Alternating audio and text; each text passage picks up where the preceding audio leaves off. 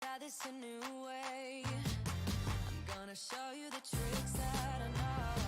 I'm getting tired of talking, and I need more of a show right now. It's time that you made your mind up, 'cause lately all it ever does is change.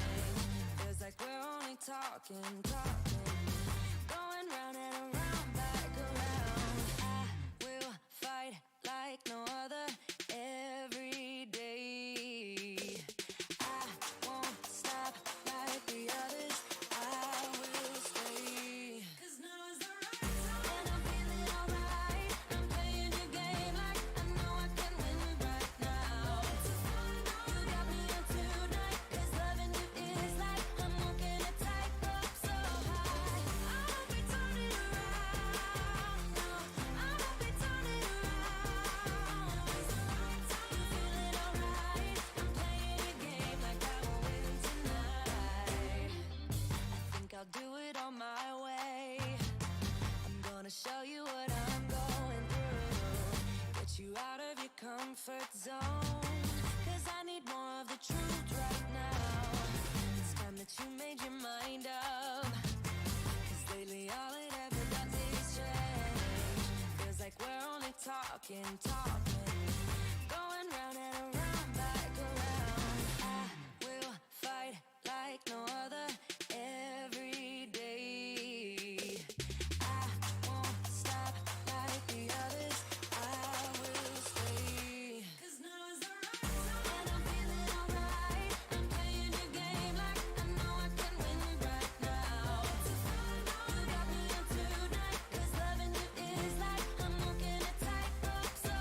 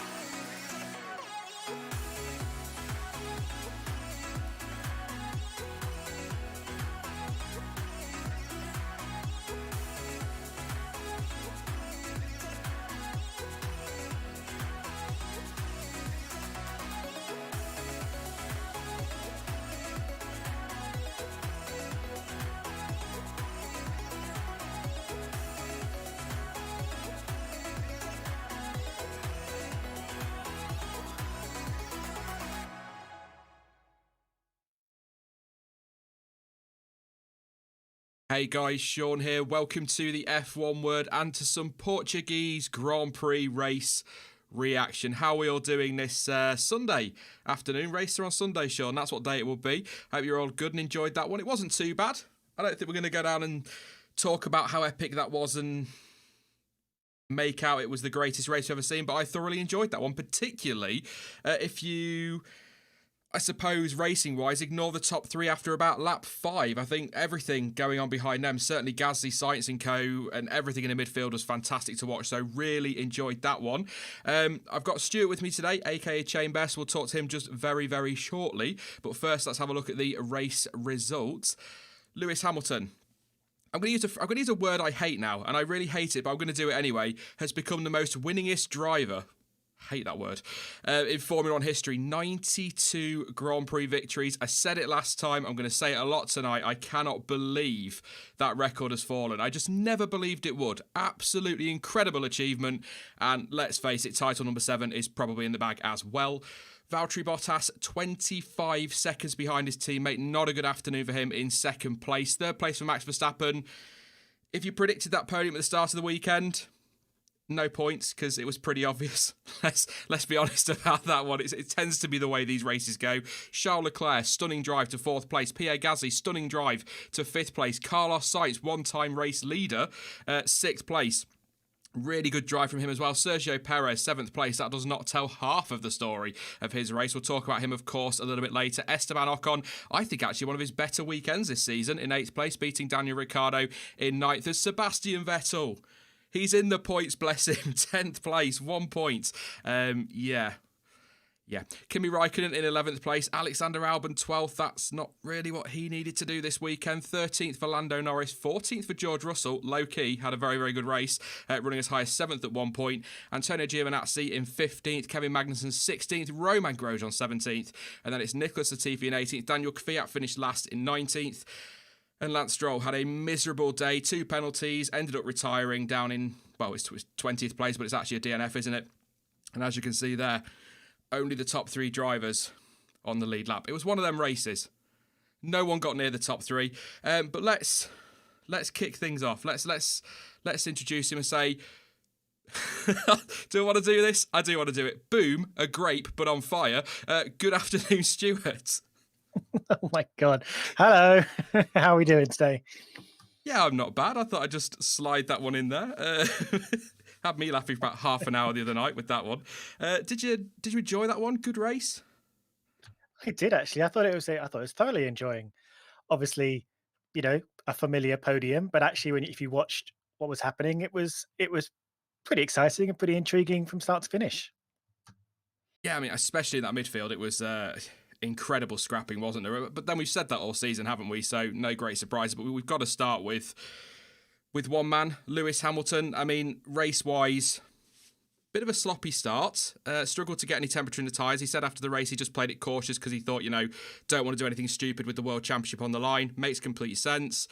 Got himself back in the lead eventually, and that was basically it, wasn't it? But 92 race victories. I know it's been coming, it's been inevitable, but it's still quite incredible that anybody has topped that record. Yeah, I mean, I remember seeing Schumacher hit 91 and thinking, well, the run he's had, we're never going to see this again, or at least we're not going to see this again for decades to come. And yet, here we are, 92. And actually, Laura Leslie on Twitter pointed out that both Schumacher and Hamilton did get a win taken away from them once each at Belgium. So that's another sort of parallel there.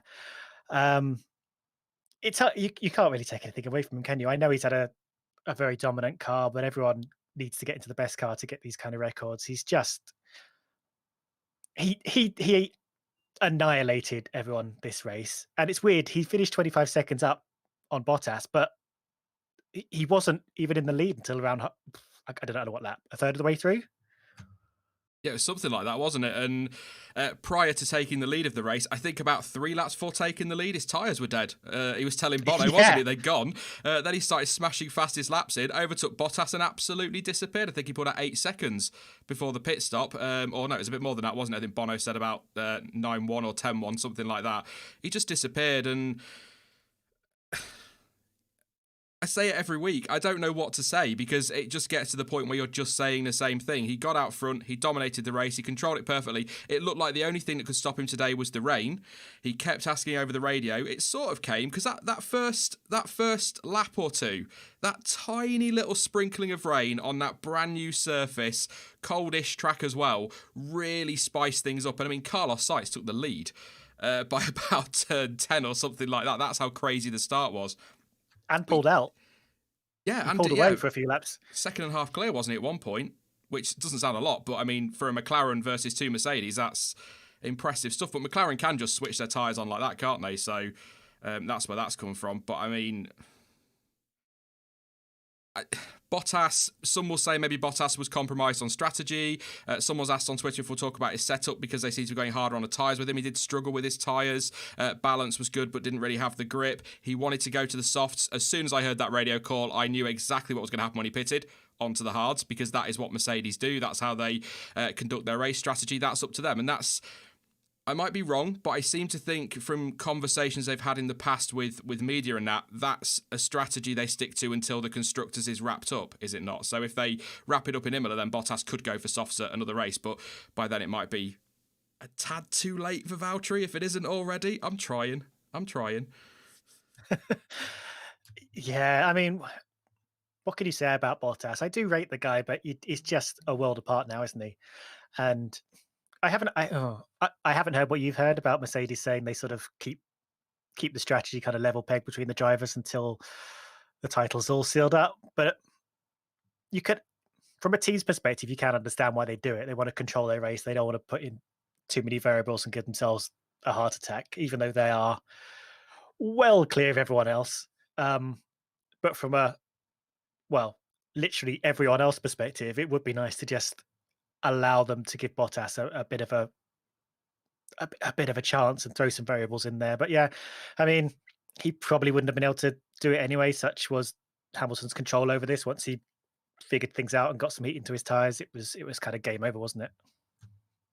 I mean, yeah, and I think on the Bottas thing, I think you could put any driver in that car alongside Lewis Hamilton and they're going to struggle. I'd probably argue the only guaranteed driver that could take the fight to Hamilton, not necessarily beat him, but would be closer, is Verstappen. You might be able to say Leclerc, but I just don't think anyone would get anywhere. He's just one of those drivers, isn't he? He's a generational talent, as Schumacher was, and others as well. So I don't think Bottas is a bad driver. I've always said that. I think he could do better. But he's a good guy, and he does race well, and he's quick, and he is all right. It's the best car on the grid, but he's consistently backing his teammate up, which is what he's there to do. So I think he does all right, Bottas, but he just can't get near Hamilton because he's just not. Oh, it sounds dreadful, but he's not that level of driver. He's not a Lewis Hamilton. He's not a Max Verstappen. If you put him in a midfield team, he would be the team leader and he would probably boss that team and do a stunning job. When it comes to fighting for championships in the best cars, he's not a Lewis Hamilton. He's not a Max Verstappen. He's maybe not even a Charles Leclerc, for example. But yeah, I just Lewis today, just incredible. He just disappeared. He didn't even seem to have to work for it. I'm sure he was working very hard because they don't know the track, and it was a bit greasy and it was difficult. And he said afterwards that it was. He said over the weekend that it's been difficult to kind of get to grips with the track, quite literally at times. But he just seems effortless, didn't it today? And Bottas didn't have an answer, but. 25 seconds. I do wonder if maybe Bottas backed off a bit and just looked after his car. I know obviously they can't change engine modes and things, but I'm sure he probably did a few things just to bring it home, knowing he wasn't going to catch him. Bottas did say actually on strategy post-race that even if they'd gone with the softs, he doesn't think it would have made any difference. He just thinks Lewis was in a league of his own really today. So there you go. But Verstappen third, I mean, that's the podium, isn't it? That's what we're so used to seeing, that top three. And I do wonder where we'd be, Stuart, if Max Verstappen had a car that was comparable to Mercedes. I don't think the championship would be anywhere near wrapped up at this point. No, I mean, him and Leclerc, actually, they are just pulling everything out of their cars and just doing their utmost best. Because I think Verstappen is just, I think he just wants to, crack every lap, get the best result as he can, but also he knows he needs to be there if anything happens, if Mercedes get a puncture, if something happens that causes a safety car or virtual, or just anything that allows him to get within shot of those Mercedes. He has to be there. He can't back off. And I think that's how he approaches every lap of every race. I did actually, the first half of the race, I did find myself thinking, he this isn't the best race I've seen Verstappen do, because he did seem a little bit lackluster, and Leclerc was creeping up on him and closing the gap. But I think it's sort of the second half in his second stint, we saw this. We saw the Verstappen we're used to, and he started to sort of close the gap to Bottas, and the usual kind of thing we see from Verstappen. But yeah, as we sort of say a lot, I just can't wait to see the point when there's a comparable pace between those cars, so we can get to see exactly how Verstappen will take them on, because it's there. And there's probably a number of drivers, in the midfield as well, who are hungry and would be there and stick them in a big top car, and we get a serious championship out of them. Is there anything you want to say on it? Honestly, I'm struggling with Lewis. I don't know what to. I mean, anybody in chat wants to bring something up. I don't think there's much to say today, other than a massive congratulations to him for breaking that record and for just dominating the race. And Mercedes now on the brink of the constructors. He's pretty much done the drivers. 77 points, I think, the gap off the top of my head. Might be a couple the other way or whatever, but I think about 77 points clear. Ironically, of Bottas. If that is the number, I'm going to have to work that out in a minute. That's pretty cool that he's 77 points clear of 77. I like rubbish like that. But yeah, anything you want to say? I feel like we've not done it justice that he just cruised to victory today, because it was just one of those drives. I do want... This is a sort of a point that's been brought up a little bit, and I actually have. I don't know is the answer to the question I haven't asked yet, but there is an opinion that sort of Lewis holds back during the beginning of the weekend, maybe just because he builds up to his pace, or maybe because he doesn't want to give away, how he puts a supreme lap together. But it looked for the majority of the weekend, more than some other places, because we know Bottas is like free practice king, but that Bottas seemed to have the edge on this track right through to Q3, where it kind of seems like Bottas, in choosing not to do 2 runs instead of 1 at the end of Q3, he kind of like put himself on the back foot. But once Bottas got ahead and sort of led the first third of the race, it did kind of seem like, okay, well, maybe we're going to see Bottas exploit the pace that he clearly had through the weekend. But he he didn't. He couldn't hold it. He couldn't hold it together. Hamilton, either through just being able to sustain pace over longer stints, or just because he's able to keep learning with every lap he does through a weekend, or whatever it is, got the edge on him, and got the edge to such a degree that he finished basically entire pit stop ahead of him. And like you say, there's not much you could say to it, but I do wonder if he was holding back, or if he just is able to keep finding more and learning more with every lap in ways that Bottas and some other drivers can't. Yeah, well, it's an interesting point. I think it's been said before on either Sky, or Will Buxton has said it on the F1 stuff, that maybe Lewis takes a little bit longer to dial into the track. We know Bottas enjoys turning up to new tracks and does well, but you're right, Bottas appeared to have him covered all the way up until Lewis's final run in Q3, wasn't he? He was looking comfortable for that pole. It looked like it was his. It just didn't happen. But a couple of interesting points in chat, actually. Let's see if I can find them. So Julia's saying Lewis was concentrating on race pace all through the weekend. So that could be, if that's true, that could be one of the reasons why, maybe it took him a little bit of time to sort of get on the pace of Bottas, and also why he just disappeared today. Because that is quite a discrepancy between the two Mercs, really, from what we're used to seeing. I know Lewis Hamilton often has the upper hand, but it's not. This season, it's not really been 25 seconds unless something has happened to Bottas. So that could be a reason. And a really good, I think it's Fredo, says Lewis is leading the constructors by himself at this point. Bottas's points are just a bonus for Mercedes. So you take away Bottas's points, Mercedes are still top of the constructors. That just highlights the dominance of that whole team, the whole Lewis Hamilton-Mercedes partnership, doesn't it? It also highlights that Red Bull need a second driver capable of delivering some results. We'll get to that in just a second, but the Mercedes thing, I can't believe they would still lead the constructors if you just remove Bottas's points. That's incredible.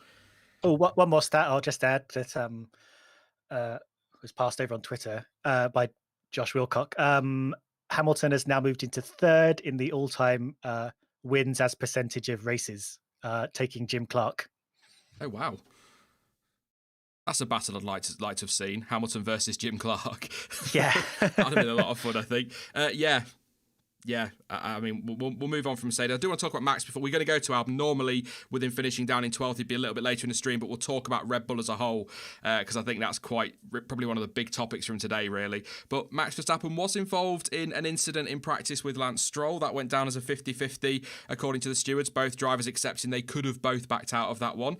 But he got involved with the other racing point today, didn't he, on that first lap contact with Sergio Perez. Otmar Safar now must be going, leave us alone, Max, for crying out loud. That went down as a racing incident. For me, it was one of those moments. If that happens on lap 2 or 3, that's probably a penalty for Verstappen. But because it was the first lap, I think he's got away with one. But it's difficult on the first lap, isn't it? Because you've got so many cars around you. He's just been pushed wide by Bottas. He's coming on at a different angle to the next corner. Perez is round the outside. Those things happen on the first lap. So I think no penalty was probably fair, given it was the first lap. But I am surprised the stewards didn't at least investigate it rather than just note it. Yeah, I am. I don't know if you know the official difference between the noting and the investigating, because they do seem to, with the noting, they did still call it a racing incident, didn't they? Yeah. It's like they must have at least looked at it. So I don't know what the difference is between noting and investigating. No investigation necessary, I think they came back with, didn't they? So well, there you go. I assume that means a racing incident. That makes sense. I think I mean I agree with you, and I think it was clear almost immediately just watching it because Verstappen was sort of fighting Bottas. Bottas, yeah. You know, he was right around the outside as the track switched to go to a left-hander, and then as Bottas pulled ahead and Max swung right, there was a racing pot on the outside that he probably didn't know was there until the last minute because Bottas was between them. So I think in terms of visibility and where his concentration is on, you know, just taking the track, minding Bottas, holding position, setting himself up for the next corner, and then suddenly finding himself on the same trajectory as Perez. I think just an accident, and there's a lot going on at that point. And luckily Perez was able to recover from it. But yeah, I think racing incident. Yeah, I agree with that. And he sort of ended up in no man's land a little bit again, didn't he? Did Max? He was at one point, I think after Bottas's stop, Bottas was struggling for grip to get the heat into the hard tyre, and Max was closing in, and I did wonder if he was going to come for him. It just never really happened for him. The pace wasn't there for Max Verstappen today, so third place, probably at the start of the weekend, if he'd been off for third, he'd have taken it behind the dominance of the Mercs, so I don't think he'll be too disappointed with that, but he wants to be winning. I think they said in Sky commentary, sixth year in Formula 1 now. He needs Red Bull to really... Sixth. That's how old we are, Stuart. It's his 6th year. And he's still 22? 23? Ridiculous. So he really needs Red Bull to start getting behind him with the car, really. But that could be 22 before we see that. We'll see what happens next year. They might close in. But Red Bull, I think, have got a pretty big decision to make regarding Alex Albon because he was bad. He was bad today. He's struggled for a while, but I can't and I won't defend him. I know there's going to be lots of people in chat and there'll be lots in the comments after, and I've seen it on Twitter. Lots of people coming out with excuses. I don't think you can excuse that today. He just was not good enough. He did do the 2-stop strategy, which again isn't an excuse, but when he made his second stop, he went from 11th to 12th. He couldn't pass Kimi Raikkonen. Kimi Raikkonen was going backwards in that race. We'll talk about his first lap, don't worry, it was stunning. But Kimi was going backwards in that race, and even Alex Albon couldn't even get past him. He just wasn't good enough today. And, you know, we often have it's the setup, we have it's the car, we have it's the strategy, we have he was involved in contact, they're racing him too hard, and all of this business. I don't see how anyone can excuse that today, and I'm not gonna tear into him because I think there are enough people out there that will do it, but I'm also not going to excuse that performance. P12 today in that car, a car that finished third, the only other car on the lead lap. It's just not good enough from Alex, and he was lapped by his teammate. And when Pierre Gasly got that, the writing was on the wall from that point onwards for him. So I think that's what's happened. I think being so off the pace this weekend and being so poor in the race was one thing, but then getting a lap by his teammate, I think that'll probably kick Helmut Marko into gear for not immediately, but I think that could be it till.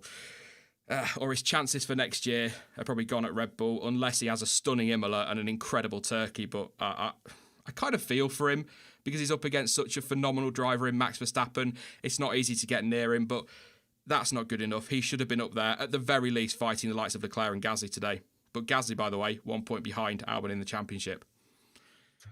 Good Lord. You know what? I haven't really got too much to add to what you're saying. He wasn't good enough. I would be shocked if he's still in that Red Bull next year. Probably a bit too late to swap him out early. I think that would destabilize things. But yeah, I think there's a lot of factors going into this. But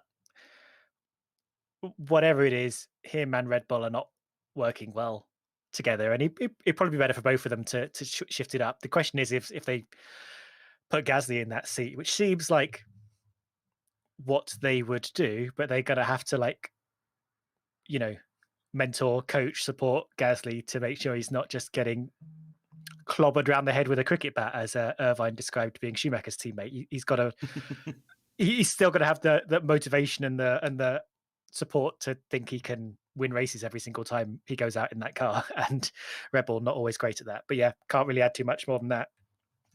Warren in chat makes a very fair point. Actually, Red Bull put the pressure on him and he didn't respond, which is a big thing for Helmut Marko. He kind of, when he comes out in the media and says this driver needs to deliver ASAP, he wants to see them deliver, doesn't he? And if they don't respond to that, then generally it's a one-way ticket. I mean, has the writing been on the wall for a while, do you think, or it's just such a sudden change in narrative this weekend from Red Bull? They've been consistently saying we're behind him, we have no intentions of replacing him. Of course, intentions and what you're actually going to do are two completely different things. We know that from Red Bull. We heard it with Gasly. We're not going to drop him. We want him to stay in that seat.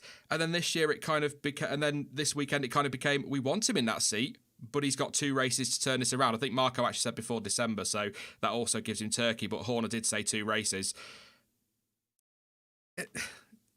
Is that a change in narrative that's come because they need to start putting the pressure on him from sort of internally and kind of in the media, sort of be seen to be doing something and be seen to be pushing him and just warning him, you need to step it up? And that's why the change in narrative has come? Or has that change in narrative come because they've spoken to a Nico Hülkenberg, a Sergio Perez, and they have somebody lined up just in case for next year? It just feels like such a sudden change. It's not like the Gasly one. The Gasly one, certainly from what I remember off the top of my head anyway, there was a lot of pressure from the team on him in the media. They weren't as willing to put an arm around him as they were, or they have been with Albon, whereas now that arm seems to have been taken away, and so it's almost a push in the back, like, get on with it, boy. You need to perform now. Yeah, I think you're right. And I mean, I found it quite interesting how differently they treated Albon to Gasly, considering they had very similar kind of difficulties. And, you know, the last couple of weeks, we have seen some shifts in the driver market that have meant there are some pretty hot drivers out there looking for seats that, you know, Red Bull will keep their eyes on. And like you say, you do. I mean, I've spoken a lot about supporting your drivers and coaching your drivers and, you know, keep putting your arms around them as and when they need it. But I mean, whoever made that comment, it is kind of right. And Red Bull are kind of right in that you also need to put a bit of pressure on them and see that they can respond to it, because if they are going to be Red Bull drivers, then the ideal situation is they're going to have to be in a position of taking race wins and fighting for championships. And if they can't deal with that kind of pressure and collapse, you know, when squeezed, then they're probably not the best people to be in that seat. So I can see that kind of angle as well. So maybe they are now, things like that are factoring in as the season now draws to a close, and there are some hot drivers who will be talking to a lot of teams.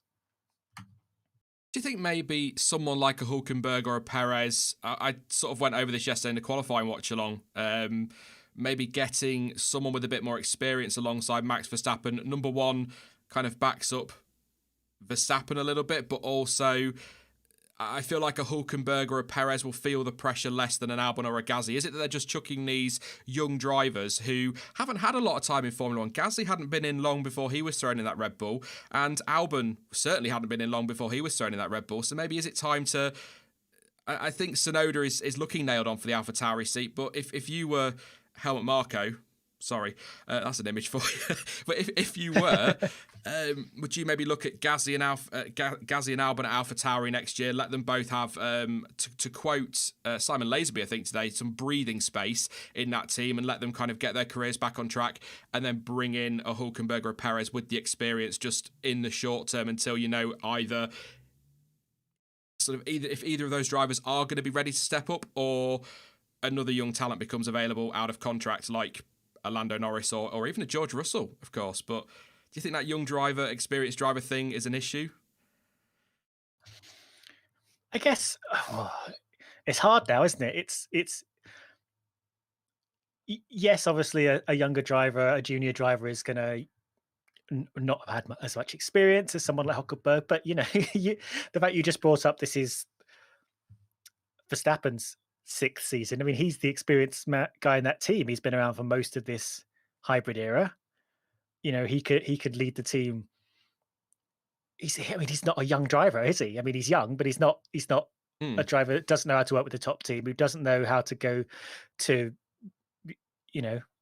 all the tracks, set the car up, take wins, take poles. He can lead that team from the front, and that having that person in your team gives you the breathing room to bring in a younger driver and take them from a little green and inexperienced but talented, and get them up to the level you want to be at. So from that point of view, I'm not sure how much a Hülkenberg might add, other than for years now they haven't really got a benchmark they understand against Verstappen. It's like we weren't really sure how good Gasly was when he was in that seat. We're not really sure how good Albon is when he's in that seat. We haven't seen someone who's got sort of a proven track record behind them. So maybe if you do put in a Perez and Hülkenberg next to Verstappen, you could at least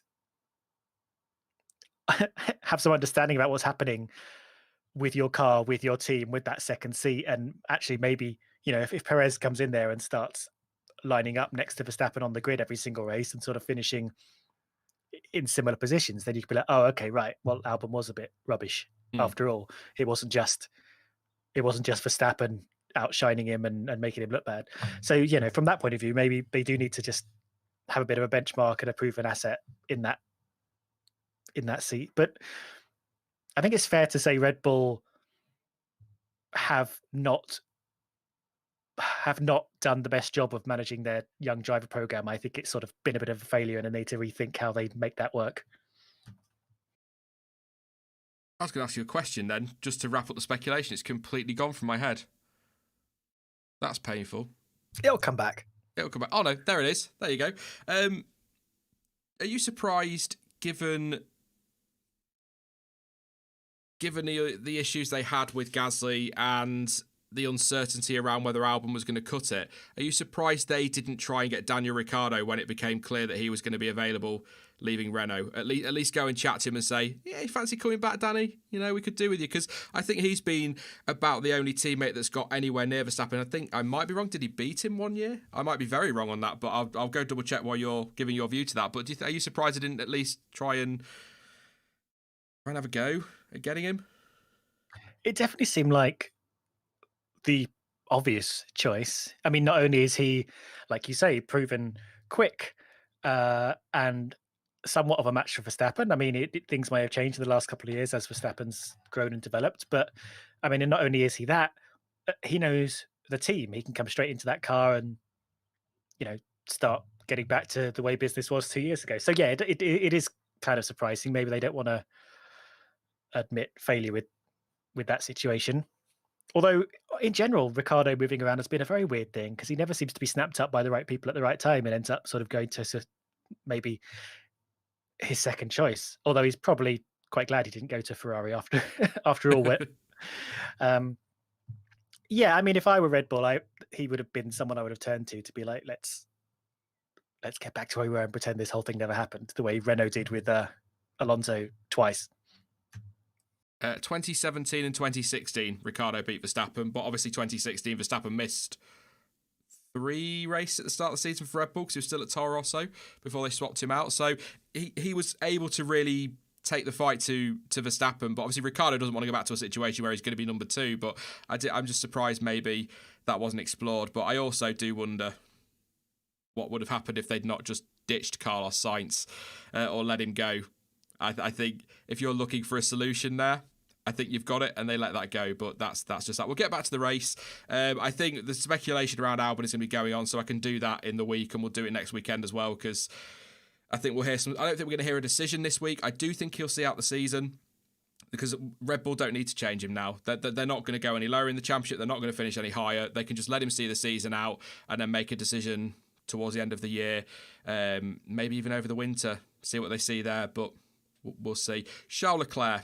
Got to talk about Charles Leclerc. 4th place today, 5th in the Drivers' Championship. How the freaking hell has that boy got himself into 5th in the World Championship in that Ferrari? He is wringing the neck of it, and he was so comfortable today. All right, 30 seconds behind Verstappen, 65 off the lead, but he was 32 seconds up the road from Pierre Gasly. He was in no man's land, hardly saw him. Faultless race from Charles Leclerc today.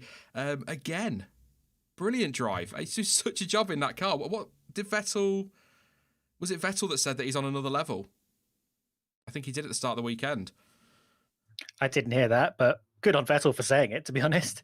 But absolutely right. I think maybe I'm like reading the room wrong, but I feel like Leclerc is doing this like monster work weekend after weekend, and people aren't really talking about it. Maybe they are talking about it. It just feels like he's sort of under the radar, perhaps because he kind of slots into that little gap behind Red Bull, and on the other end of the team, we see Vettel just trotting around, and then the story is Ferrari are rubbish.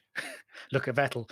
But whatever is wrong with that car, and we got some ideas about that, Yeah. Leclerc is just wringing the neck of it and getting every single point he possibly can. He makes some mistakes sometimes, but most of the times he just qualifies as high as he possibly can, has a solid race, gets some points. I mean, how many points does Vettel have now? Because Leclerc has about 60 more or something, isn't it? The gap is obscene. Seb's points. That's a good question. What's he got? Where is he? He's like 15th. He's like 15th or something. Yeah, 18 points, and Charles Leclerc has got 75. So yeah, It's about 5 times as many points ish. That's not good, is it? So yeah, Leclerc is really doing incredible work here. Or at least you got to assume it. Either Leclerc's doing incredible work, or Vettel is asleep. And we know Vettel's good. Yeah. What else could you say? It's kind of like that Hamilton conversation. What could you say about Leclerc? Because he's just sort of delivering quite quietly, but with incredible performance. I think he's in the conversation for driver of the season, which sounds crazy when you consider everything he achieved last year in that Ferrari, that we'd be talking about no wins, no poles, 5th in the championship, and he could be driver of the season. But we know how bad that car is, or like you say, we assume that car is that bad. For all we know, Sebastian Vettel's got a Fiat with a fancy paint job on it, for all we know. We don't know what he's doing out there, a little Fiat 500 or something with a special body kit. I don't know. But he's really, really struggled as Sebastian Vettel. So, and I it's that cliche, form is temporary, class is permanent. I still think if you gave Sebastian Vettel a car he could drive, he was comfortable with, he would do a very good job in that car. He would challenge for wins if it was a car capable of winning. I think he would. There's something not right at Ferrari, but I also think I do feel as though Sebastian has checked out a little bit. I don't think he's going to stop trying. I don't think he's not that kind of driver. He is very professional, but I do wonder if he's just like, well, do you know what? I will try, I will push hard, but there's no point in me taking this risk or pushing this hard for you, because I'm leaving anyway, if that makes sense. So, I don't know. Is there any point in him trying to get on top of the car issues if he's leaving in 5 races? 5 races left this season, people. Where's that gone? I know it's a shorter season. There's still supposed to be 17 of them. Christ. But anyway, yeah, I don't know. I haven't got an answer for Seb. I want to see him up there, but I just think Charles is... I think it was in another league, somebody's just told me in chat, another league, he said after qualifying about Charles Leclerc, which is very honest of him. Very honest of him, but you kind of get that from Vettel, don't you? He's quite honest. Apart from when it comes to driver transfer talk, he likes to sort of go, well, nothing's signed yet, don't really know, we're talking to people, I'll make some decisions, even though everyone knew he was going to Aston Martin before he probably did. Yeah, yeah. I do kind of appreciate that about Seb. He's especially like in these years of his career. He's pretty chill and he's pretty honest, and he'll just say, you know, whatever the truth is. He doesn't have to sort of talk around it. Apart from obviously, yeah, stuff like driver contacts where you're sort of still negotiating things, so you don't want to say too much in public. I think you may be right. Checked out or just yeah, I mean checked out's the word, isn't it? It's like when you've handed in your notice at your job and you don't really get on with anyone anymore, and you're just turning up and you're delivering what you've been told to deliver, and then you go home again. And in some ways, given the car he's got and given the potential he's got at every weekend, you can kind of understand it. I know you kind of want to see people turn up and try and Leclerc their way to the front and just wring the neck of whatever you've been given, but I just don't think Vettel's in that position anymore, and I don't think the team are in a position to want to give it to him either. Sounds like the police are coming for you. What have you done? Oh, it's the Vettel police. Vettel fans have dialed you're in. in trouble now. You're in trouble now. Yeah, please do, Jack. There's people in chat. I know it always happens. Just try and not be abusive. You can have heated conversations. You just don't have to be abusive. And I won't name names, but if I see that word again, you will be blocked. We've had enough of that this weekend, thanks. But yeah, so please do, Jack, if people are just being unnecessarily ridiculous with it. But people dragging up things about Sebastian Vettel from 2007, and that's why he's a bad driver. So if that's the case, Lewis Hamilton crashed in the pit lane in 2008 when he missed the red light. So what a load of trash he is. God, sarcasm if you're tuning in later and you're a Hamilton fan. Bad sarcasm, I know. Pierre Gasly, talking of drivers of the season, incredible drive once again. He is another one driving the wheels off that car. He's destroying his teammates. I don't think we'll see him back in a Red Bull because I think it's sounding more and more. I think it was mentioned by Paul Di Resta. I think Nico Rosberg and Will Buxton have said it. Certainly Will Buxton's, it might have been a different thing, but Will Buxton's also said that the rumour in the paddock is that Gasly has basically upset people at Red Bull. So he could probably win every race between now and the end of the season and he won't find himself in that Red Bull next year is what I'm saying. So he's doing everything he can in that car. Really, really impressed with him today. Really good move around the outside of Sergio Perez towards the end of the race as well. That was quite a nice little scrap to enjoy, but great drive from Gasly again. And Carlos Sainz as well, like I said earlier, led the race very briefly at the start for a few laps, pulled away.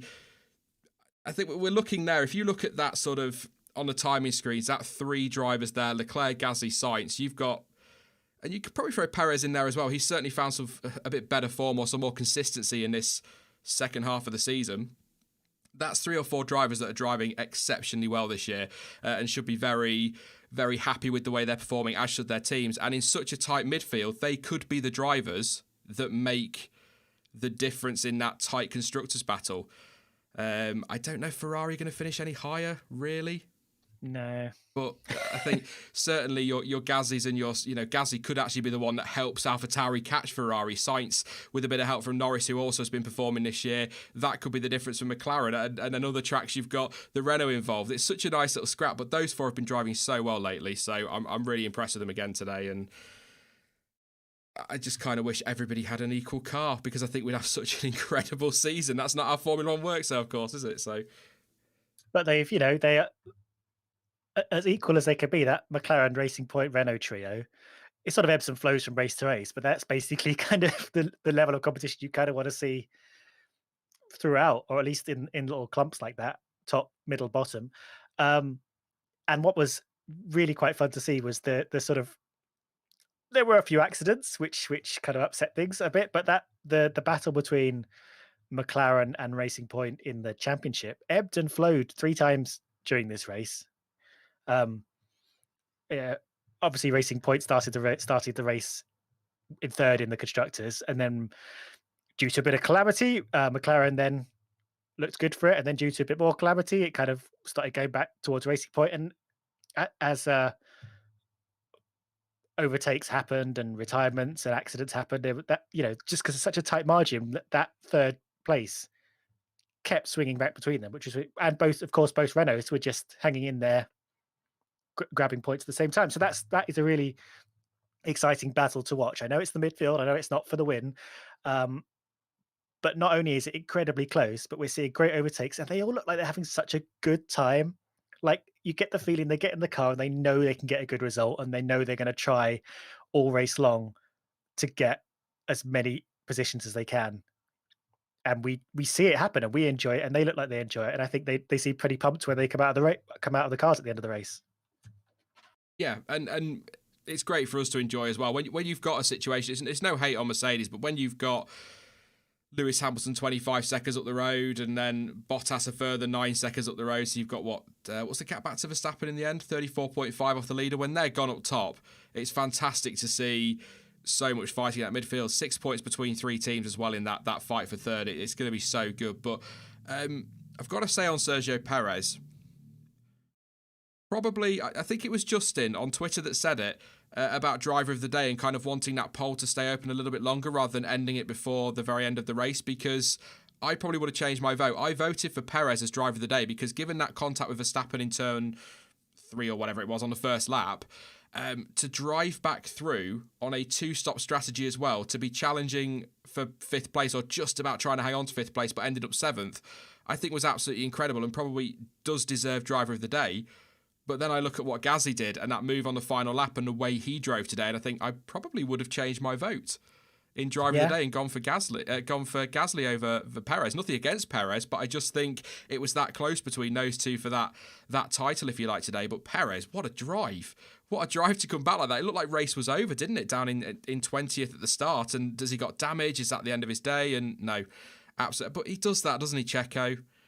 Are we surprised? Really? It's kind of his thing, isn't it? Coming back through the field and turning things around like that. So great drive from Checo today. I'm really impressed with that guy. And he's one of those, I was kind of gutted when Hülkenberg didn't get a seat for this year in F1. I think it would be even more gutting if Perez didn't, because he's clearly still got it and he's doing a fantastic job in that midfield, and maybe Red Bull will take a chance. It's looking like Williams, he said after the race, he'll hope to be able to announce something in the next few weeks or soon. So, yeah. So I'm going to have to just pause for a second before I come to you again, Stuart, and say a very, very thank you very much again to Charles Edward Cheese for his contribution of $250. You are an absolute star. I think it was you as well. It was you who donated $500 a couple of weeks ago or a few weeks back. So thank you so much, Charles. That is massively appreciated, and that goes into the kitty for a few more upgrades for the, I want to say studio. It's just a spare room. But yeah, it says, I'm in the States just watching. First half is cracking, boys and girls. I can't wait to see the conclusion. I just wanted to show some support. Also, Sean. It's the first one, mate. SEAN. Please ask Chamber if my merch is ever going to show up.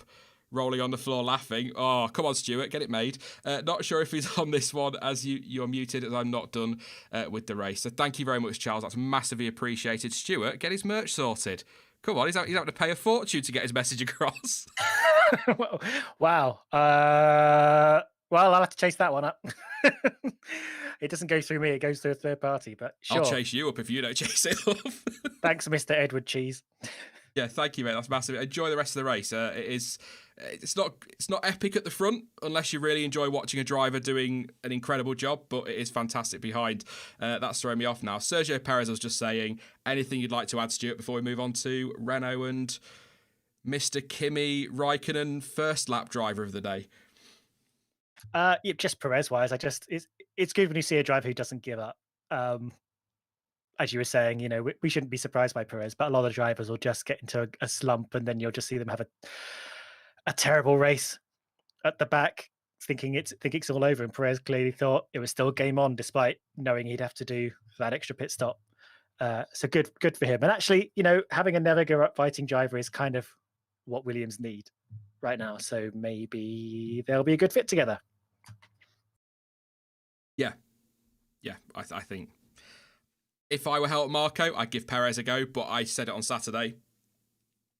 I think Hülkenberg's probably more willing to play the number 2 role to Verstappen. Like, nothing against Hülkenberg, not trying to take anything away from it. I just think he would be more willing than Perez. So, yeah, I don't know. Well, we can talk about that another day. Ocon, I said it when I went through the order. I think that's possibly one of, it's not maybe his best result, but I think that's possibly one of his better drives of the season. Incredible first stint. It was on those tyres for about 907 laps. It was such a long time. Then went on to the softs. For some reason, didn't have the pace really to close down or quickly enough close down Sergio Perez to finish any higher, but he beat his teammate today, 6/10 up the road, 7/10 up the road. I actually think he drove very well, but that first stint made the race for him, didn't it? And Daniel Ricciardo, 9th place. Not really the pace we've come to expect in recent weeks from Renault, but still it's in a very tight battle. That's 3 potentially crucial points on the board. Yeah, it seemed pretty solid. I probably would have expected both Renaults to be a little bit higher up because they seem to have the pace for it. But as we just discussed, the Gasly, Sainz, Perez had such a great race that maybe 8th and 9th was all they could get. The Ocon Ricardo strategy thing is really quite fascinating because they did essentially mirror images of each other, with Ocon doing 53 on the medium and then 12 on the soft, and Ricardo did 14 on the soft and then 51 on the medium. It's hard to say really which one was the best, but they absolutely wrung. I'm saying the word "wring the neck off" quite a lot today, but they managed to make the pace work on those medium tires and spend as little time as possible on the softs to just bring home the points that they need to do. But you got to think they probably need to step it up just a little bit if they want to keep their hopes of grabbing third alive. I think they can do it, but they do need to maybe reach a little bit higher. Yeah, just on Ocon, he did 12 laps on the soft, so that would be lap 54 he pitted of 66. I mean, that's quite impressive on the mediums, isn't it? But he's under a little bit of pressure. Some talk about Gasly talking to the team, Cyril Abiteboul saying that he needs to kind of find some form, step it up a little bit. So a nice way to answer that today, to at least beat his teammate. But I must admit, I'm not going to get into it now, but I said it yesterday again, that I've been quite disappointed. I expected more from Ocon. I don't think he's been bad at all this season. I think he's been okay, but I expected more, but not really. We've talked about Sebastian Vettel, Kimi Raikkonen. Let's just take a few minutes to enjoy. I can't show you. I would love to. I wouldn't dare anyway. But given the issues I'm having with FOM, I certainly don't dare. I'd love to show you that first lap. What a lap from Kimi Raikkonen! You posted it in the Discord, Stuart. I've watched it about 3 times already. He started. Oh, where did he start? It's gone out of my head now. He started quite a way down, didn't he? About 16th place, somewhere down there. Let me see if I can find it. On the old, I did have the grid saved, and I think I've gone and lost it like a moron, and somebody's going to tell me. Hang on, I got it. 11th he started. Did he? I thought he started 16th. I'm looking at race results. Hang on. I was going to say, if you started 11th, that's a terrible drive. 16th, you're right, 16th Yeah. he started. And he was top 6 by the end of the first lap, if I'm correct. I mean, that is just... Yeah. It's just a moment where you're looking at one point he was sneaking up behind the Red Bulls, I think. Yeah, I think Christian Horner even said afterwards at one point they were fighting Kimi Raikkonen, didn't quite understand why. That's a guy that first of all shows how good he is on cold tyres in early stages of the lap, how good he is on the first lap, and just that Kimi loves racing. We saw some, not just on that first lap, we saw some fantastic fighting between him and other people in the field. Side-by-side stuff, corner after corner. I thoroughly enjoyed watching Kimi today, and it's performances like that where you sort of go, do you know what, Kimi? Yeah, just do one more year. Sometimes you're like, oh, Kimi, come on, mate. Go on, go play some golf. I can't imagine Kimi playing golf. I don't think that's his style, but you sort of think, go on, mate, go let somebody else have a go. But then you watch that and you go, he's still got it. He still loves racing, and I thoroughly enjoyed that. All right, it's 11th place, and as soon as everybody's tyres got up to temperature, he just fell back through the field. But fantastic performance from Kimi on those first few laps. And some people comparing it to Senna, Donington 1993. I would say no, it was pretty epic, but I think given the conditions at Donington in 93, that's what made that just as special. If it had been chucking down with rain like that and he'd done that, then yeah, but I think still, wow, come on, Kimi, more of that, please. It was particularly, obviously it wasn't Donington levels, but those first few laps, the tyres were cold, the track has been slippery all weekend. There was sort of a drizzle coming across, so conditions are a bit like, what's going on? There wasn't a understandable level of grip on the track, and he was finding exactly where to place his car, positioning himself while others were sort of slipping and getting into trouble. It was quite magical, and I've had my doubts about Kimi for a while. I think he has some days where he's quite lackluster and seems like his heart's not in it. But then he does something like this, and you he reminds us that how much he loves this and how much talent he has. I think in fact, Kimi's maybe faults and how he'd sort of maybe be taking up a seat that someone else could sit in, he's a really solid racing driver and very rarely gets into racing incidents or puts his car out of line or, you know, does anything dodgy. He's always a very fair racer and very well judged with where he positions his car. Yeah. It's really impressive. I've just watched it again while you were talking, just to make sure the position was right. But it was P7 at the end of the first lap, P6 by turn 1. I mean, that's quite incredible. So, yeah, come on, Kimmy. More of that, please. We enjoy that. And actually, I want to read this tweet. I assume this was in response to what we were saying about Lewis Hamilton and not really knowing what to say. Haprust, at the Haprust on Twitter, says the definition of style is doing something hard but making it look easy. That's a nice little... Quite like that. It's a nice little quote. Yeah, that's good.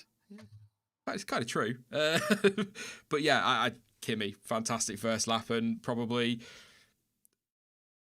not going to get... He was never going to get voted driver of the day, but I think he at least deserves a nod in that conversation just for that first lap alone. But it was a shame that he went backwards, but I think that just highlights that car is not in particularly good shape for one reason or another. We know the Ferrari power unit is an issue as well, so yeah... Crack on. We've talked about Albon. Lando Norris, 13th today. Bit of a daft moment from Lance Stroll. You'd think Lance Stroll would have learnt his lesson, given what happened in practice. Stroll came at such speed, because we'll talk about the DRS in a minute, because it was ridiculously OP.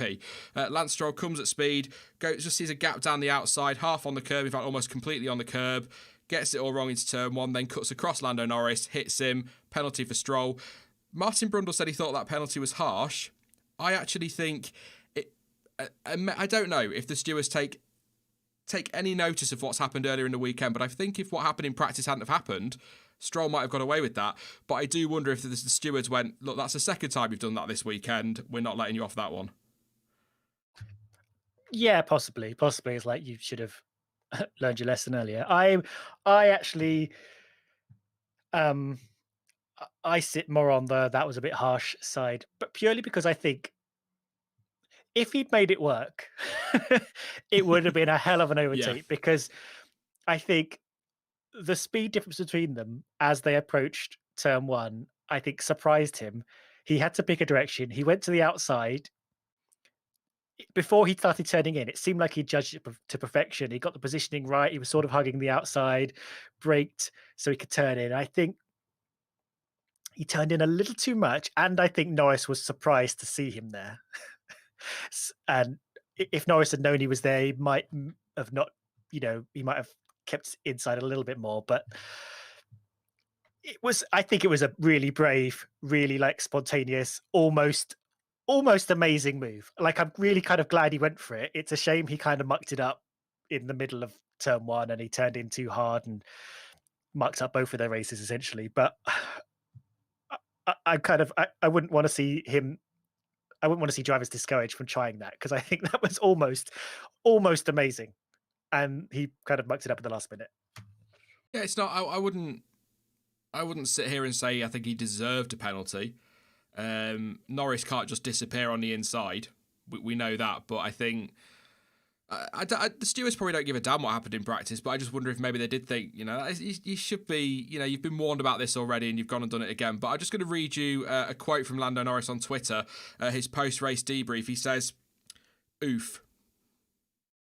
That's it. That about sums it up. He was on track for a really good race, was Norris. Yeah, I think he was in that fight, wasn't he, with sort of just behind Sainz and co. So he could have had a really good finish today without that contact. I think I would say just on the penalty aspect, we should once again be very glad that we now have things like 5-second penalties, because I don't know when those came in, but a few years ago, they're quite new. A few years ago, the minimum penalty available was a drive-through penalty, which is about 25 seconds worth of penalty. So slap him a 5-second penalty. It's a little bit of a penalty, but it's not a crazy amount of penalty, and we could just say don't do that again. I think we could be glad that is a thing that exists now. And once upon a time, it was a 10-second stop go, wasn't it? Yep, that was it. I think those were around only 2003 when they started doing drive-throughs. That's a race ruiner. Well, yeah, that's it, isn't it? It's over if you 10-second stop go penalty. So, yeah, I don't know. I think, like I said, I don't think it was malicious. I don't think there was anything there. Stroll was quicker. And I know, I think Tracy in chat saying that Norris could have given him some space, but do we want drivers in a tight fight in the championship going, oh, after you, Lance, you are quicker at the minute. I'll come get you later, you little ragamuffin.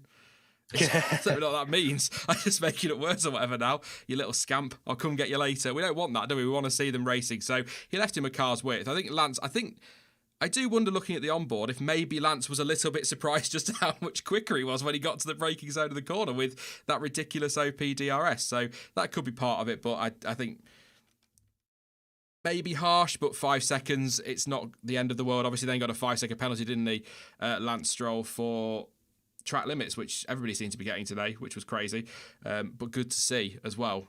We'll talk about track limits and DRS in a minute. I want to get through the field. George Russell, I said it through the rundown a minute ago, or I say a minute ago, nearly an hour ago.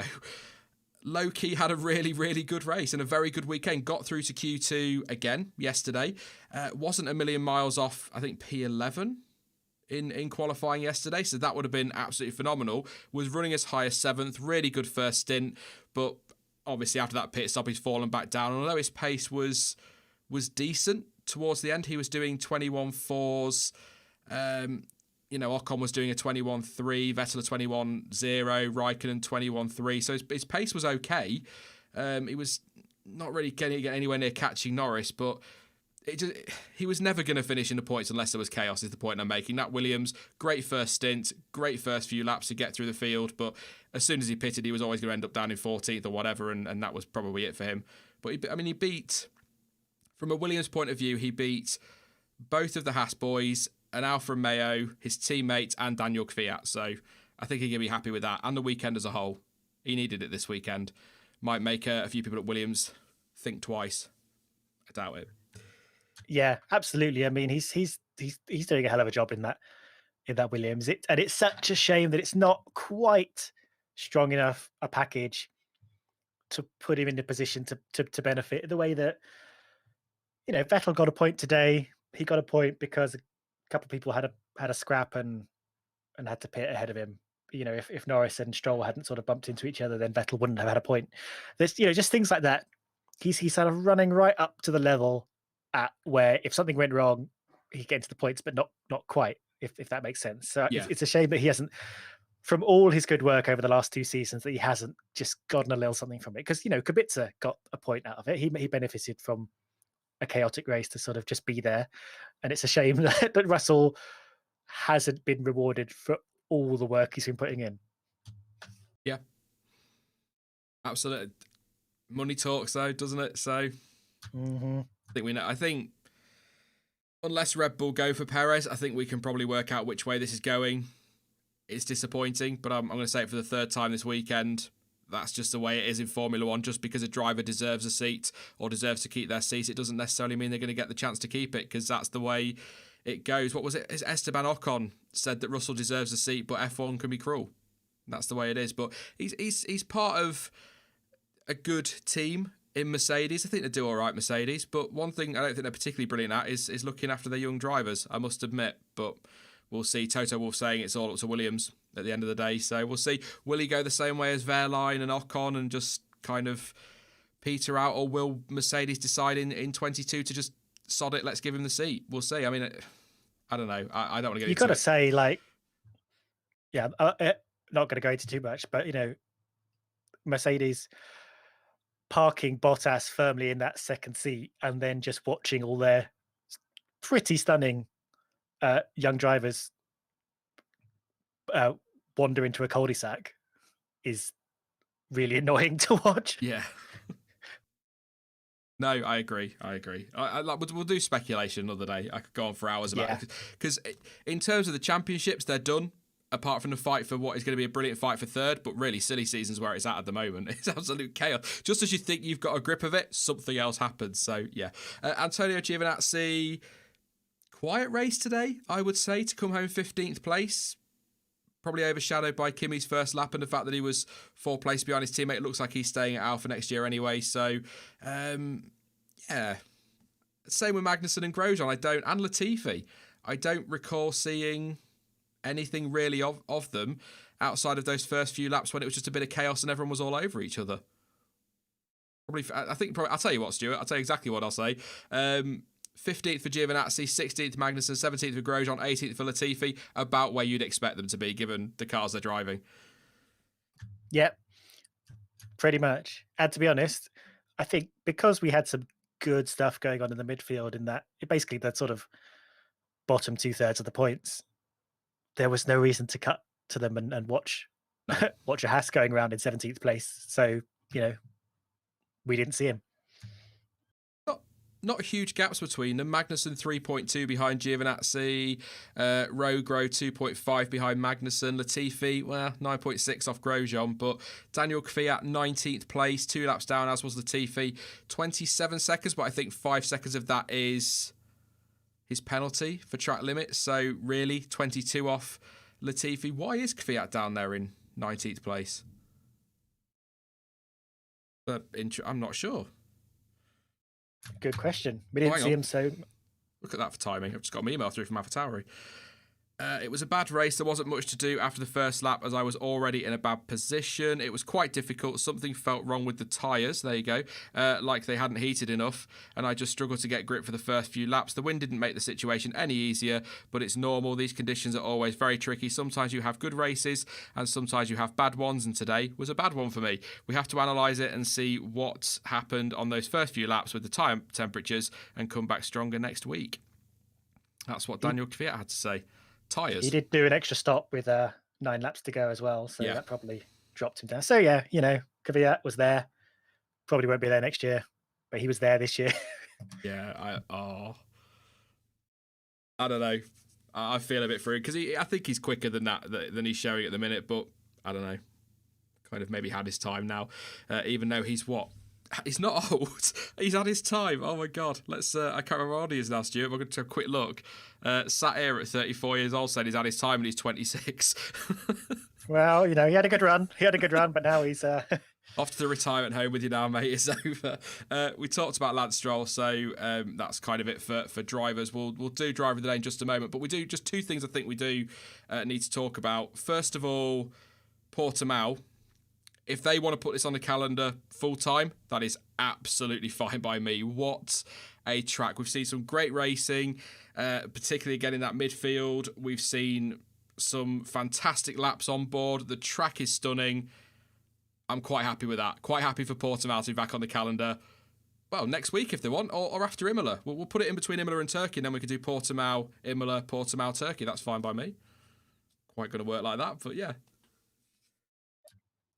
Couldn't agree with you more. I think it was great fun. Lots of it's tricky is that you look at the map, they say Portimao's coming and you look at the map and you're like, well, that's a bit like it's a bit like Barcelona, except the corners are a bit tighter.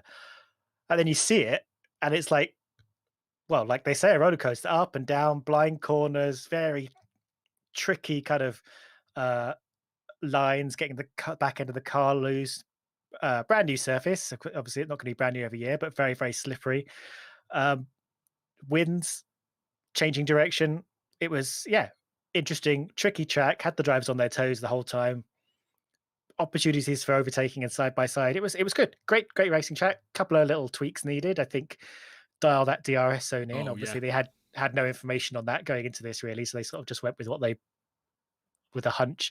Maybe give the pit lane exit a little tweak to make it a bit safer. But apart from that, I thought it was a great racing track. Get rid of Barcelona, shove this in instead, keep Barcelona as your winter testing track. Sorted. Oh, us and our agenda against Barcelona. Apart from obviously Pedro and Steve with their leaf blowers. Well, of course. They need to be moved somewhere else. But yeah, I agree on the pit exit. You've mentioned the DRS there. I was going to just bring that up. Martin Brundle nailed it in commentary. If they come back, it's got to be 100 metres shorter.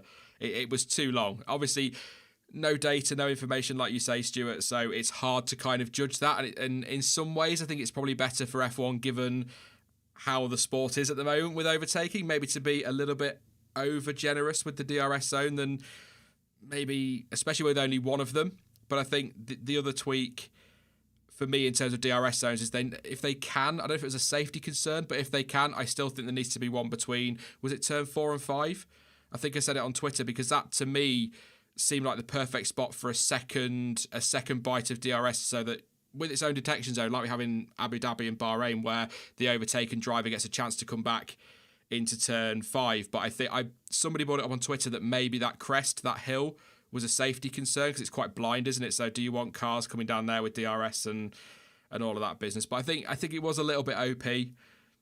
If I'm being generous, I think it was very OP. It was just too much, but hopefully that'll get tweaked. Track limits was the other thing I wanted to discuss as well, super quickly, because a lot of drivers complaining about them this weekend. So the FIA decided to move the goalposts. It's a wonder we ever have any drivers finishing the Monaco Grand Prix, because these drivers cannot keep it between the white lines. They keep saying we can't do it. It's just impossible. We can't. We have to run out that wide. It's a wonder they're not all in the wall at turn 1 in Monaco. It's amazing. Yeah, it's funny what a solid wall will do to your hesitation at running wide. It's a tricky thing for me, this, because we do see other sports run at same tracks, and the WEC is the prime example. And people, the commentators like Paul de Resta, who competes in endurance racing and stuff, says the rule is it's the white line. Every track we go, everyone knows it. It's the white line. Simple. But I know everyone likes to be funny, don't they? They like to make, this corner's a bit different, so we're going to let them run it, or this doesn't make a difference if you run wide, so we're not going to police it. I can understand some of the drivers being like, okay, but we're going over a blind corner, we're coming out, and we can't even see where the track is until we're basically on it, which is what practice is for. Sure, you can run wide in practice, you get your times deleted, you figure it out. If there was a wall there, you would not run it, you would not run wide. So I'm kind of with you, really. I'm just like, the drivers can complain all they want. That's the track limit. I know it's faster to run wider, and I know you'd love to be out there, but that's where it is. I don't know if you need like a polystyrene board there to stop you. And I think Martin Brundle alluded to this in the commentary as well, in that, the design of the track, you've got flat curbs, you've got a bit of a short runoff area and some gravel and stuff like that, is so that you can have cars and you can have bikes and it's safe for everybody. So you can't just put like a massive big sausage curb on the edge to dissuade them from going wide. But just it's not much more you can say. It's just like, it's the white line. Just tell them not to go over the white line. And they will get their time deleted. It's simple.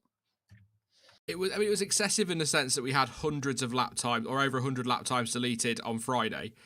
They then changed the track limits.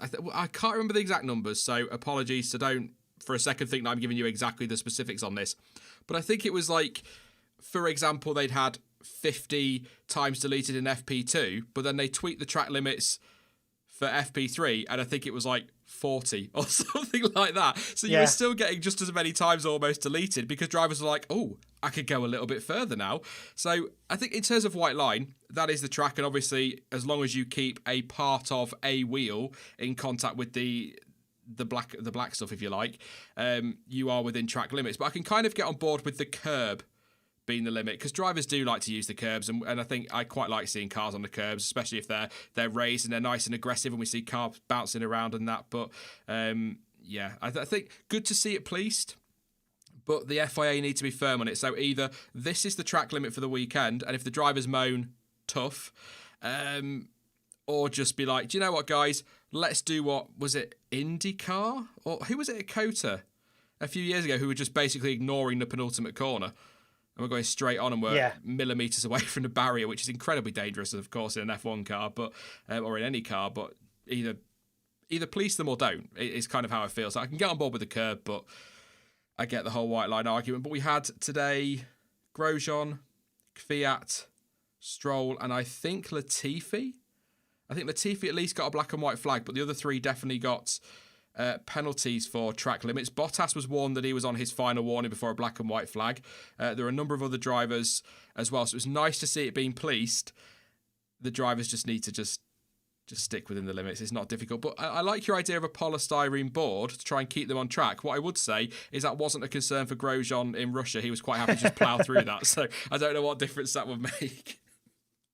At least it's quite clear, isn't it? If you hit a polystyrene board, you've clearly gone over. Although they would get through like hundreds and hundreds of them on a Friday. Yeah. But at least I guess you can see it. I don't know what's needed. I mean, these are supposed to be the best drivers in the whole world, so you'd think they could stick it within the white lines. And again, yeah, curbs are fine. You don't have this problem with tennis or football, do you? If the ball goes out of the white line, that's it. It's outside the white line. You don't sort of make concessions because it's really hard to keep it inside the white line. Ellie, if Ellie's watching, she's a Sheffield United fan. She might argue with you on that point about things being over lines that should be and shouldn't be. Let's not get into football, though. I don't know if that means anything to you, Stuart. It means nothing to me. There'll be somebody somewhere that gets it. But yes, track limits. It's always a conversation. I'm sure we'll be having the same conversation at Imola and at Turkey and probably Bahrain and Abu Dhabi as well. And they'll be completely different for every single track and nobody will understand what's going on. So there you go. Thank you to everyone for tuning in. 1,500 watching, 309 likes. So please do drop a like on the stream. I think Charles, who donated that $250, deserves 250 likes of his own, to be fair. But please do drop a like on the stream and do subscribe if you're new as well. So come on then, chat. Who was your driver of the day? Surname? I think it was Perez who got the official one. So let me know. I'll read a few out in just a moment. Stuart, your driver of the day. Well, I, for once, wrote this down ahead of time at the end of the race, and I was going to go for Gasly. I think he put in a stunning performance. I could see the argument for Perez. Great comeback. I think Gasly is like partly for today and just partly he got a little bit of a boost from me just because I'm just so impressed with him in general at the moment. I think he's doing a brilliant job. So yeah, Gasly nailed it. I voted Perez in the official one, but I think if I was... Yeah, I think I'll stick with what I said earlier. I would change it to Gasly, but I think Charles Leclerc as well. Oh yeah, them three I'm struggling between: Leclerc, Gasly, and Perez. I'll go Gasly, but I'm finding it very difficult to separate those three. All three of them superb today, and of course Lewis Hamilton as well. Comfortable race winner. He has to be mentioned in driver of the day because he won the race and dominated it, didn't he? He just was untouchable on a track that nobody really knows. So fantastic performance from him. But I'll give Gasly it just on edge. But yeah, that's a. There was, I think you said it on Twitter, there were so many good drives out there today, Stuart, weren't there? And it's difficult to pick. Yeah, it was a joy to watch, to be honest. I really liked this race. I really liked just seeing some really good driving out there.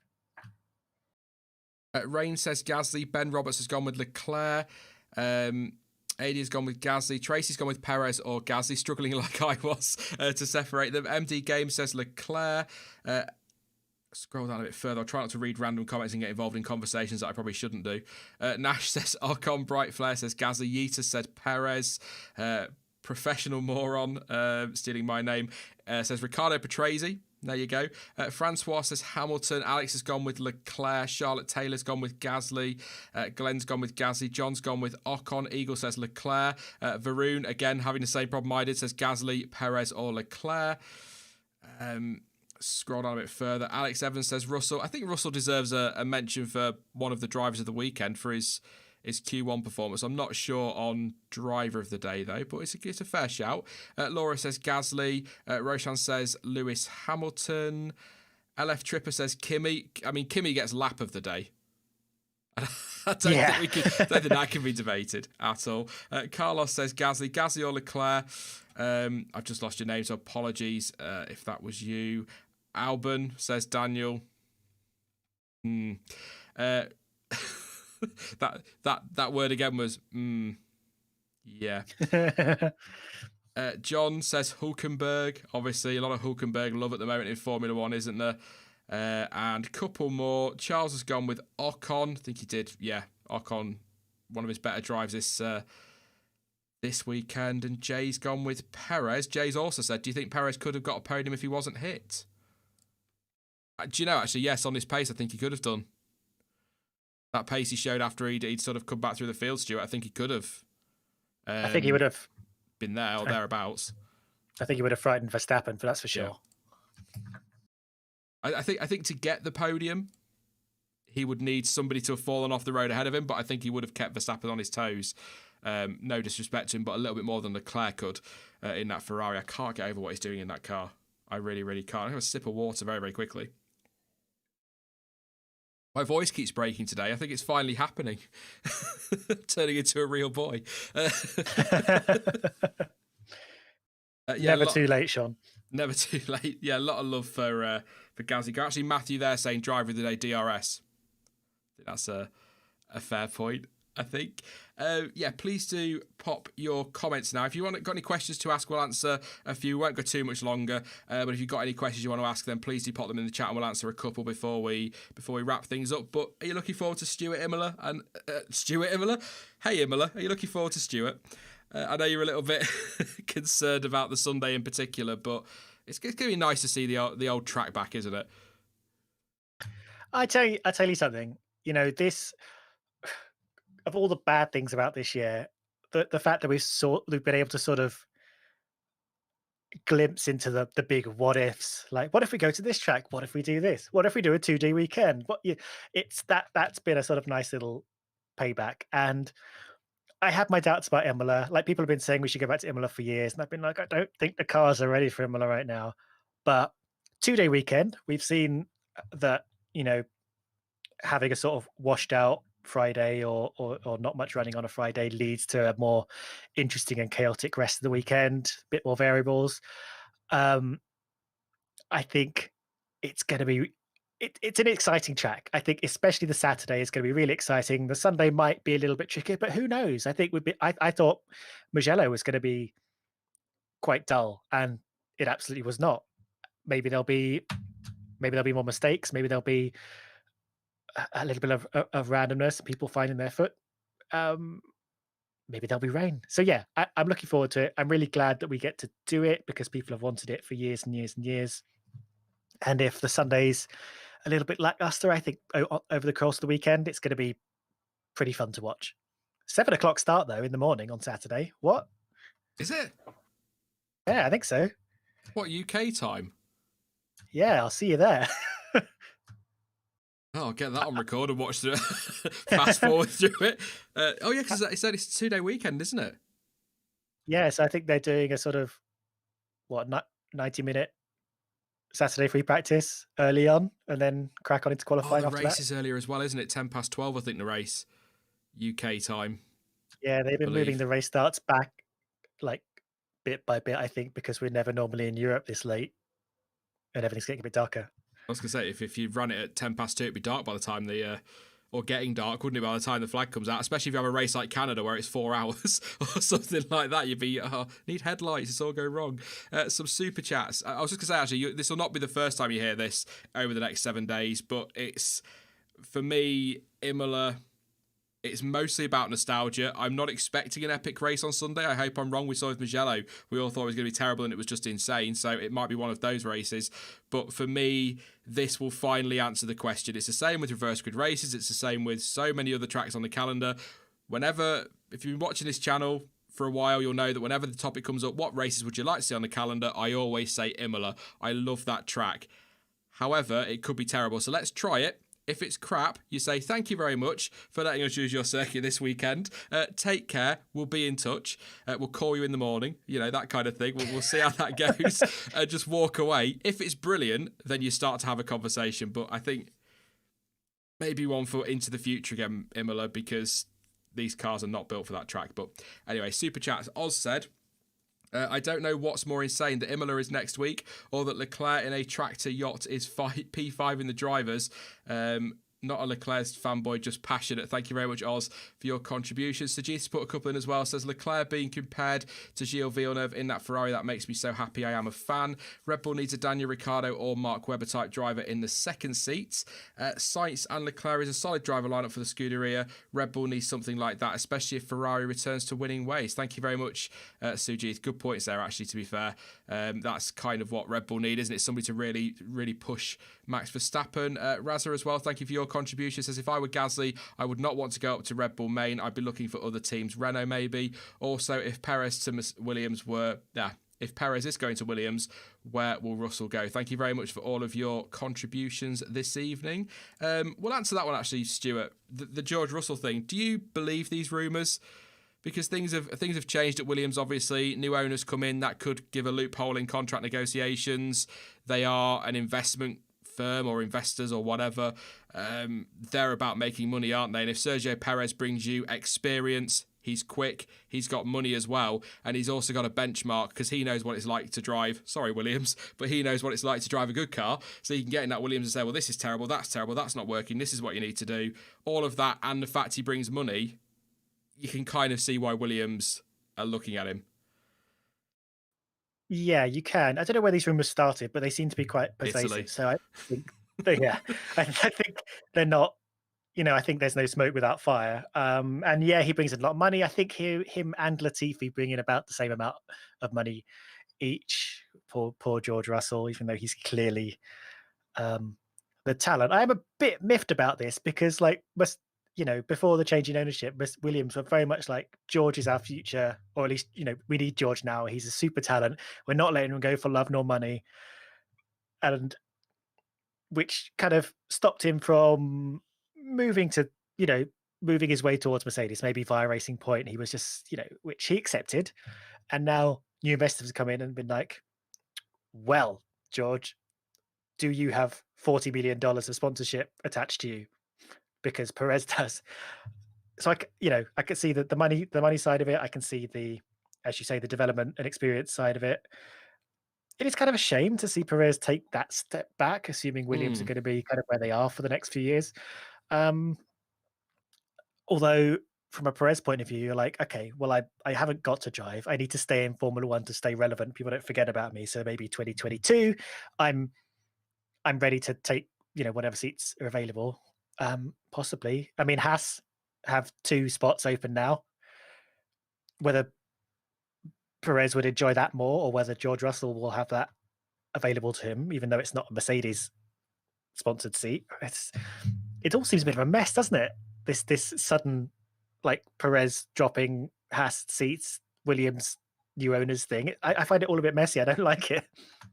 Well, the rumour, and it is just a rumour, I have to stress that, but the rumour is that Mercedes were considering George Russell for 2021 to replace Bottas, and Claire Williams said, no, he's our driver. We've got him under contract for next year. We're keeping him. And then obviously Bottas was confirmed. So yeah, that's how I. If that's the case, that's kind of double whammy or double kick in the nuts, really, isn't it, for George? You're going to be driving a Mercedes next year. No, he's not. By the way, you've got no seat because we're the new owners. We don't want you. Kind of like not. Yeah, tough one for George. But I'm like you. It's not just the idea of George Russell falling off the grid. It seems really unfair given, all right, he's not scored a point, but he's still absolutely destroyed, apart from Kvyat's point, absolutely destroyed both of the teammates he's had. I'm not saying that says an awful lot, but he's still destroyed both of the teammates he's had, driven really well, got into Q2 so many times this year. He's wringing the neck of that car, to use your phrase from today, Stuart. He's driving brilliantly. But it's also the fact that Perez is going to find himself probably somewhere down the back of the grid next year. A driver of that talent, you think, well, I don't think I want to see that either, to be honest. So it's going to be interesting to see what happens. Driver lineup-wise, I am fully expecting an Alfa Romeo announcement this coming week that Kimi Raikkonen and Antonio Giovinazzi are staying where they are, because Alfa Romeo, Ferrari, those ties are there, of course. That's their name. And they're in Italy this weekend. And Giovinazzi's Italian. So don't be surprised if Wednesday morning or Thursday morning there's a video on the channel with, in air quotes, breaking news that Kimi Raikkonen and Antonio Giovinazzi are staying put. So I'm expecting that this weekend. Boring. Not your video, but just... Oh, thanks. But, come on, Alfa Romeo. At the same time, you've got, this whole pool of incredible young Ferrari talent that need a place to go. Just come on. Well, I know you had a good lap, Kimi, but that's it. Bless him. Rondell Furlong, actually, just on the George Russell thing, says, do you think Mercedes needs a B team to facilitate their juniors? Ocon and Russell could be out of a drive, and Ferrari are going to have so many juniors coming into F1 soon. I think they could do with an Alpha Tauri. I'm going to say it for the millionth time in the last 3 years. I still think it was a mistake not to buy Manor, to be honest. I think that would have been the perfect team to buy for them. They had the Mercedes ties anyway. I'd quite like to see them go for a junior team, or at least have that arrangement like Ferrari have with Haas and Alfa Romeo, but I do wonder if that's where they're going to go with Aston Martin, to be honest. I think that not a junior team, but I think they're going to sort of get a lot closer, and maybe they'll be able to in the future have dibs on one of those seats. So we'll see. But I'm going to put this to you very quickly, Stuart, right on the spot. If you're Helmut Marko and George Russell becomes available, do you at least explore the possibility of buying him out of that Mercedes young driver program? That's a good question. Like, on the face of it, he's a brilliant talent. We've seen him in F2 and so on, and how he's performed in a very ailing car for the last 2 years. And you think, yes, get him in our car. On the other hand,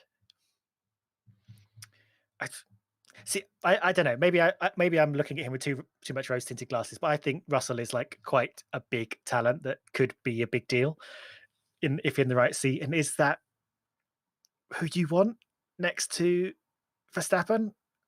True. Actually, I don't. It's kind of, I don't know what Red Bull want, because their second driver, they look at whoever it is and they're like, well, they're not as fast as Verstappen. They're rubbish. I mean, the gap is phenomenal, but I guess they'd want a Bottas, but they're not. Yeah, I guess they want a Bottas. I don't know if George Russell is a Bottas. He's not like good, but not a challenge, not going to get in Verstappen's way kind of guy. I think he'd be more of a Rosberg to them, and maybe they wouldn't. Maybe they'd be like, we've got Verstappen, we don't need him, but we've got our own pool of drivers or whatever. I don't know. Maybe. No, yeah, that's the tricky part of them seeing it. But if I was just me and I ran that team, I'd be like, yeah, he seems pretty great. Get him in our car. Yeah, we'll have all of them. We'll sign them all up. Yeah. I think the other thing as well to look at from that point of view, from the Red Bull side of things, and looking at, could George Russell end up there one day? Does George Russell want to put himself in the same position as Gasly and Albon? We talked about that a bit ago, didn't we, about maybe Red Bull need experience rather than putting the pressure on these youngsters. Yes, George Russell, end of this year, 2 years experience, but it's 2 years experience in a Williams. He's not been anywhere near the front of the grid. So to throw him in that Red Bull and expect him to go up against Verstappen, he'd probably just end up going the same way as Albon and Gasly. So I fear it's Williams or nothing for him next year, to be honest. Bless him. I hope he at least gets a third driver role somewhere decent, maybe Mercedes. I hope something, because it's a terrible waste to lose him. Maybe Formula E with the Works team. I've already cried at Hazel about this on Twitter. I don't want to lose stuff. I don't know what I'll do. It's this thing. There's just too many Mercedes. There's too many good Mercedes drivers and not enough seats to put them in. I mean, I don't know. I get, how I feel about these old people sitting in seats and stopping talent coming through.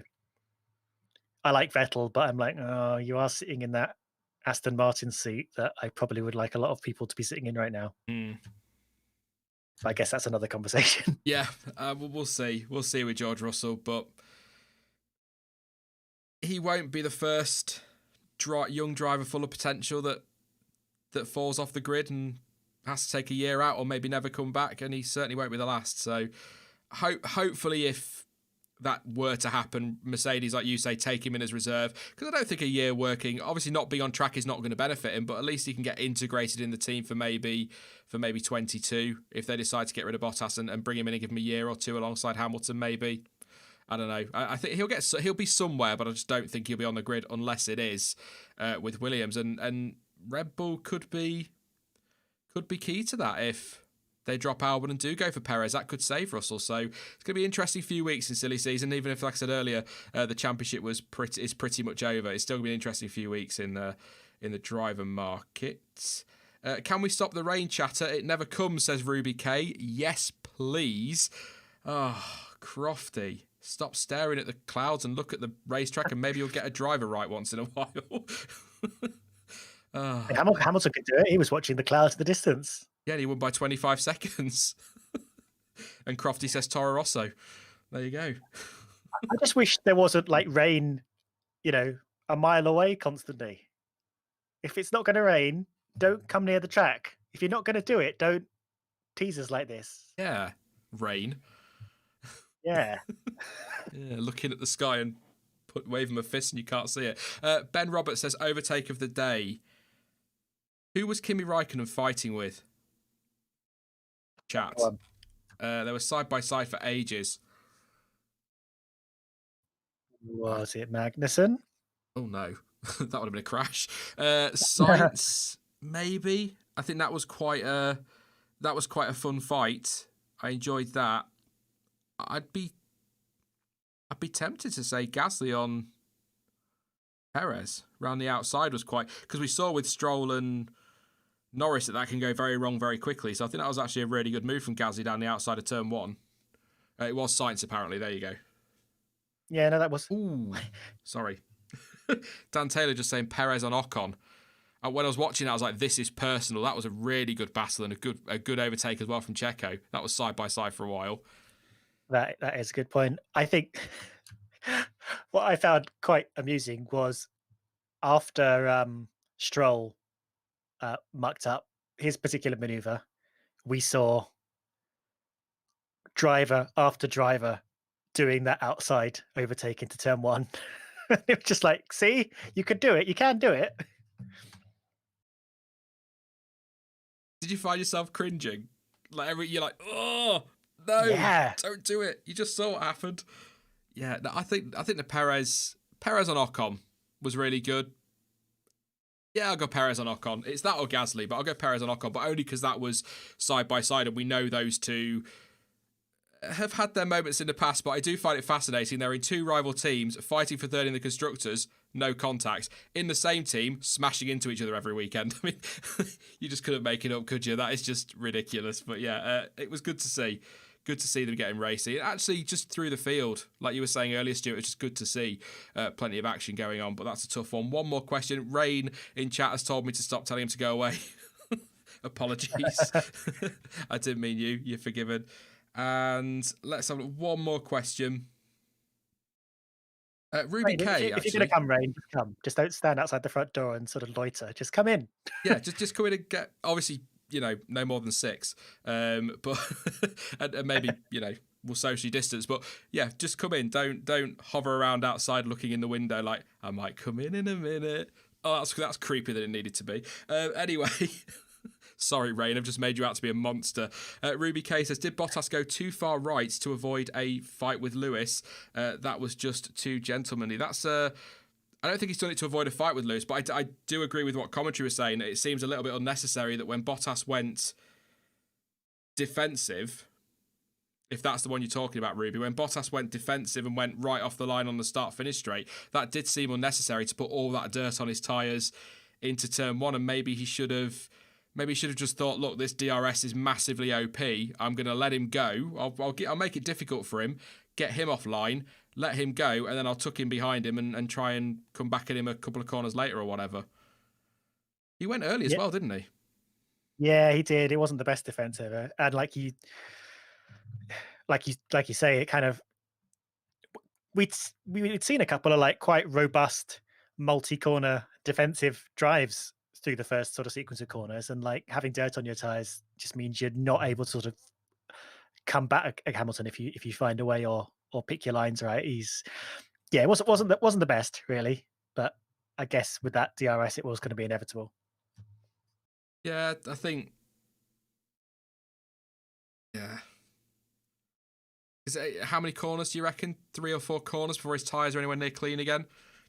Yeah. And that's his chance to come back gone, isn't it? So I think if I was Bottas, then I'd be very happy if I was Bottas, quite frankly.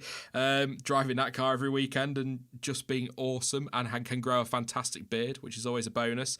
I think he just needs to move quite early, committed quite early, and then Hamilton's sort of gone, all right, then mate, I'll go this side, you muck your tyres up. I would have sort of left it a little bit later and forced Lewis onto the dirt and then made his his next few corners a bit more awkward than mine and come back at him. But hey, that's hindsight, and that's us armchair fans sat here saying that heat at the moment, Bottas is always going to try and fight hard, isn't he? And I don't know, just seemed a bit futile, if I'm being honest. But yeah, well, I think we'll wrap it up there. Thank you very much, Stuart, for popping along. I tried to keep it to 90 minutes. I failed by 4 minutes. One day. Close. There was a fake car. Yes, we had that'll do. Brilliant. Thank you for coming along. Hopefully Imola's going to be brilliant. I think Saturday will be good, but Saturdays tend to be good anyway, and hopefully we'll have a fantastic race to go alongside it. But it's been nice to just sit and waffle F1 with you again. Always. Very much, and I shall be back again at some point. Yes, awesome, and I will talk to you soon. Go and find your grape that was on fire. Oh, that was brilliant. No one's going to know what you're talking about. See you later, Sean. See you soon. Thank you to Stuart. Yeah, go watch his video and it'll all explain it. It did make me laugh. But yeah, thank you for coming along, everybody in chat. That's the wrong screen. We'll go to the end screen. Good to see you all again. Back next week with more content. We'll have the preview for the... I'm not even going to try and pronounce it. The race at Imola that used to be called the San Marino Grand Prix and is now something else. The race at Imola, going to have the preview for that. There'll be a news video, I'm sure, out as well. I'm pretty sure we're going to hear something about Alpha next week if my head is right about the whole Italy connection, and maybe we'll get their driver announcement as well. So there'll be that too. Qualifying watch along on Saturday, and then we're back again with the race reaction next week. So don't forget to subscribe if you are new so you don't miss out on any of that. And please do drop a like on the stream. 425 so far, which is fantastic. Really appreciate that, guys. But please do drop another one. Like I say, thank you so much once again to Charles Edward Cheese for your incredible contribution. And that's $750 you sent me this year. That's phenomenal. So thank you so much, mate. And please do drop a like for him too, because that's mega. But yeah, you can follow me on social media. All of the links you need for that, as always, are in the description down below. But as ever, thank you for watching, and hopefully I will catch you again in the next one. Bye-bye.